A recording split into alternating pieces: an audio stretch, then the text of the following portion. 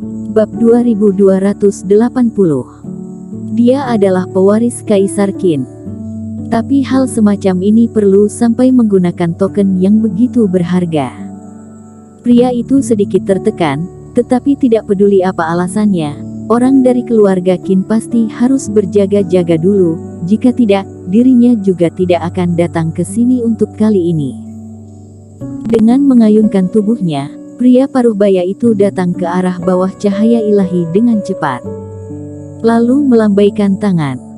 Tiba-tiba cahaya kecemerlangan ini, seolah-olah waktu telah membeku. Kemudian pria itu memegang kuas tulis, dan membuat 18 ketukan di atasnya, saat ketukan terakhir. Pong! Seolah-olah kacanya pecah, goncangan itu menghilang tanpa bekas. Tepat ketika cahaya ilahi menghilang, semua orang di alun-alun tiba-tiba merasa tubuh mereka menjadi ringan. Tekanan sebelumnya tampaknya telah menghilang setelah kedatangan pria itu. Keluarga Qin dunia tersembunyi, adik ketiga Qin. Wajah manusia di atas langit, melihat pria paruh baya itu, ekspresi wajah akhirnya sedikit berubah, dan mengucapkan kalimat kedua. Wriston Wei. Dan saat mendongak, melihat wajah manusia di atas kehampaan, Asuka Qin juga terkejut. Tidak diduga, orang yang melakukan serangan itu ternyata adalah orang gila dari keluarga Wei. Apakah keluarga Qin menyinggung Wriston Wei? Adik ketiga Qin, kamu ingin menghalangi aku untuk membalas dendam putraku. Keluarga Qin ingin berperang dengan keluarga Wei-ku. Wajah di atas kehampaan berbicara dengan dingin. Wriston Wei, jangan terlalu emosional, setidaknya kamu dan aku harus mencari tahu apa yang terjadi.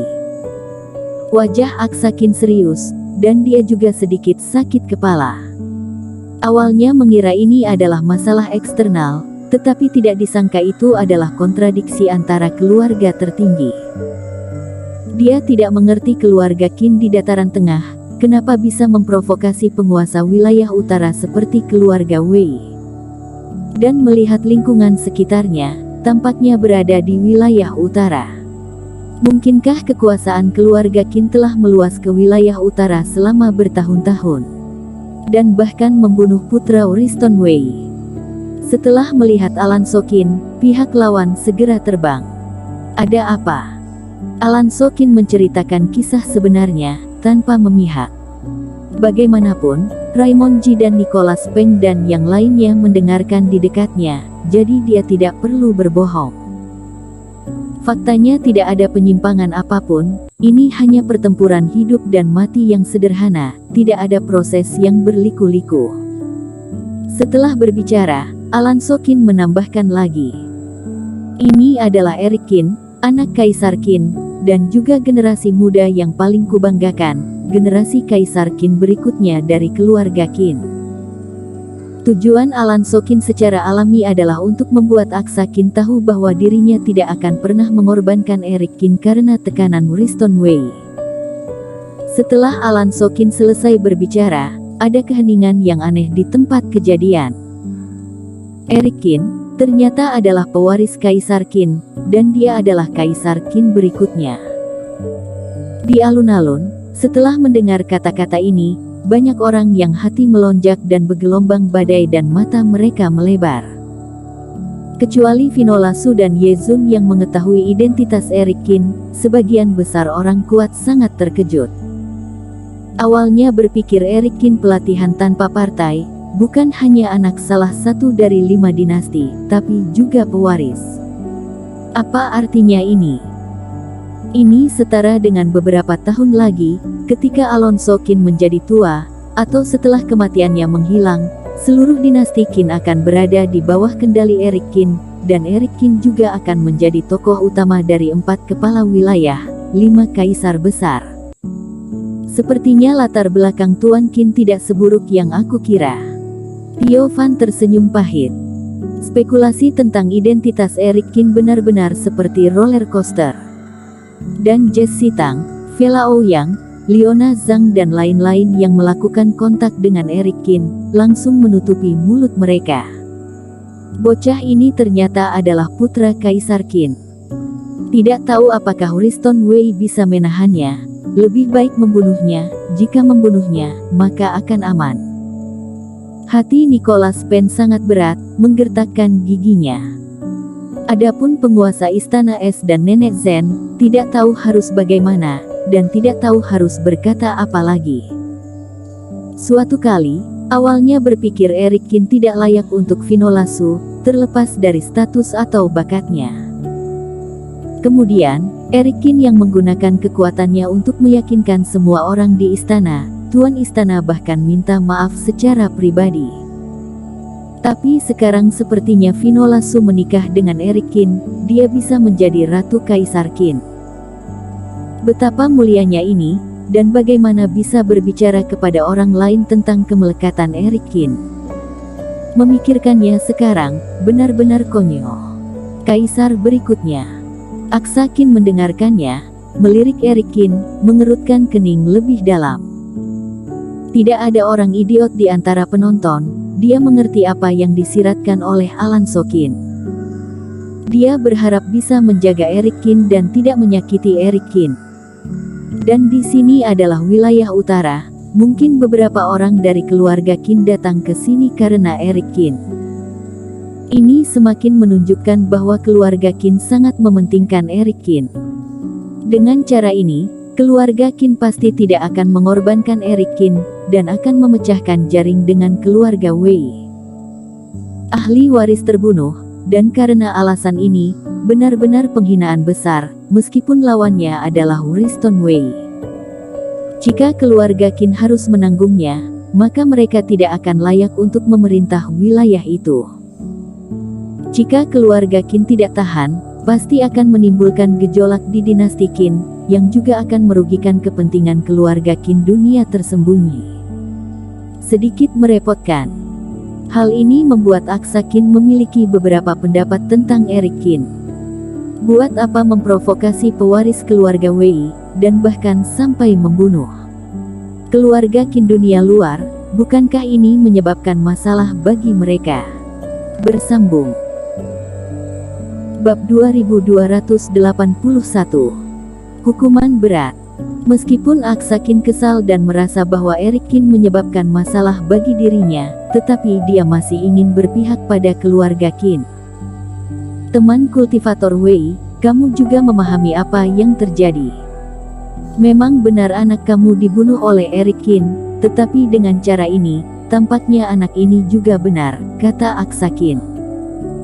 Dia berani membunuh anak Wriston Wei, itu adalah kejahatan besar, kata Wriston Wei dingin. Kalau begitu kamu hanya ingin membunuh. Aksa Qin mengerutkan kening. Wriston Wei, jangan banyak bicara. Anakmu tidak ada 100 pun setidaknya ada 80. Bagaimana keadaan Teddy Wei, kamu lebih tahu dariku. Aku harus menjaga anak ini hari ini. Jika urusan menjadi besar, itu tidak akan baik untukku juga.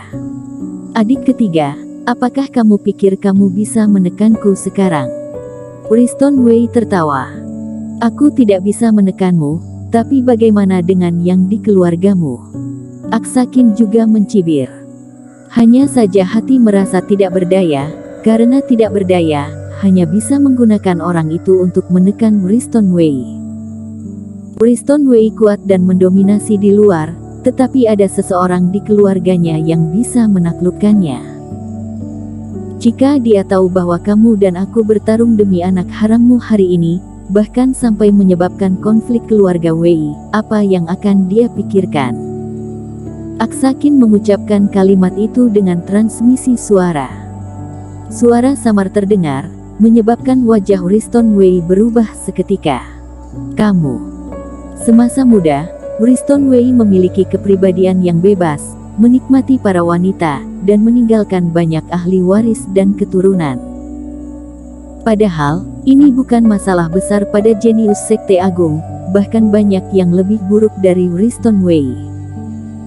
Namun, setelah itu Wriston Wei bertemu dengan seorang wanita yang mengubah takdirnya, dan wanita ini benar-benar menaklukkannya. Tidak hanya dia benar-benar menyingkirkan kebiasaan buruk bermain wanita, Tetapi karena dia sangat pencemburu, bahkan putra-putranya diusir satu persatu dari keluarga oleh wanita ini. Sampai hari ini, Wriston Wei masih takut pada pasangan kultivatornya ini, seperti harimau, dan tidak berani terlalu terlibat dengan kultivator wanita manapun. Itu sebabnya menjadi tirani dan sombong, mengandalkan pembunuhan untuk meredakan kemarahan. Jika Aksakin benar-benar mencoba menghentikan dirinya hari ini, di mana ribuan kultivator menyaksikan, jika berita itu bocor dan sampai ke telinganya, itu memang akan menjadi masalah besar. Dia takut istrinya di rumah karena kultivasi istrinya benar-benar dapat menekan dia, dan jika diadukan, dia tidak memiliki kekuatan untuk melawan sama sekali. Apalagi wanita ini juga suka memukuli dirinya sendiri di depan banyak orang, membuat Wriston Wei malu setiap saat. Itu sebabnya ketika dia mendengar orang lain membicarakannya kembali, mengira mereka sedang mengolok dan berniat membunuh orang di setiap kesempatan. Apa maksudmu? Wriston Wei sedikit melunak dan berkata dengan dingin. Temukan jalan tengah. Aksakin menghela nafas. Putra Sekte Agung kita dibunuh atau membunuh orang, tidak terjadi sekali dua kali. Bagaimana dengan mengikuti aturan yang biasa sebelumnya? Wriston Wei terdiam. Sejak Aksakin muncul, dia juga tahu bahwa dia tidak bisa membunuh Eric Qin hari ini. Tidak ada keakraban keluarga antara dia dan Teddy Wei. Bahkan ketika Teddy Wei masih sangat muda, dia dibawa keluar dari keluarga oleh klan dan dikirim ke Sekte Sihir Wuying. Tapi dia bukan dari Sekte Agung, aku ingin menghapus kultivasinya, kata Wriston Wei. Tidak bisa, dia adalah pewaris Kaisar Qin, kamu menghapus kultivasinya, itu tidak jauh berbeda dengan membunuhnya. Kalau begitu pergilah ke Batu Nisan putraku untuk meminta maaf dan bertobat, dikurung di sana selama 1000 tahun, dan keluarkan 100 batu abadi. Kata Wriston Wei. Dikurung selama 100 tahun, 50 potong batu abadi, dalam 500 tahun, jika bertemu orang-orang keluarga Wei kalian, akan mundur 3 rumah, kata Aksakin. Boleh. Wriston Wei mengangguk. Setelah keduanya berbicara, Aksakin menurunkan matanya dan menatap Eric Qin. Sejak Aksakin beralih ke transmisi suara, tidak ada yang mendengar isi negosiasi selanjutnya. Melihat keduanya memiliki jawaban saat ini, semua orang menoleh. Eric Qin, kamu telah melakukan kejahatan yang begitu keji. Kamu seharusnya membayar dengan kematian, hutang nyawa bayar dengan nyawa. Aksakin tampak dingin, dan ketika dia melihat orang-orang keluarga Qin, dia tidak bersikap baik dan lembut seperti kepada Wriston Wei sebelumnya. Ini sangat serius dan dingin. Tapi orang dari keluarga Qin pada dasarnya memiliki hubungan darah denganku. Aku berusaha membujuk teman kultivator Wei untuk mengalah. Teman kultivator Wei penuh kasih dan bersedia mengampuni nyawamu. Mendengar kata-kata Aksakin seperti dewa yang menghakimi manusia, Eric Qin sedikit mengernyit. Namun, hukuman mati dapat ditiadakan, tapi hukuman raga sulit untuk diampuni. Sejak saat ini, orang keluarga Qin akan menemani kamu ke keluarga Wei, berlutut di depan papan nama almarhum Teddy Wei selama 7 hari 7 malam, menjaga pelita untuk dia dan mengakui kesalahan. Pada bulan berikutnya, bersujud ke kuil leluhur keluarga Wei dan membiarkan orang-orang dari keluarga Wei memarahi dan memukuli. Setelah itu, aku akan menyegel kultivasi kamu, dan kamu tidak akan bisa berlatih selama 100 tahun. Dalam 500 tahun ke depan, jika kamu bertemu dengan orang-orang dari keluarga Wei, kamu harus segera mundur, tidak boleh berpapasan. Jika salah satunya tidak bisa dilakukan, keluarga Wei bisa membunuh, kamu mengerti? Keponakan Aksa, ini. Setelah mendengar kata-kata Aksakin, Alan Sokin dan yang lainnya tercengang, dan kemudian marah. Persyaratan apa ini? Ini benar-benar mempermalukan. Bersambung.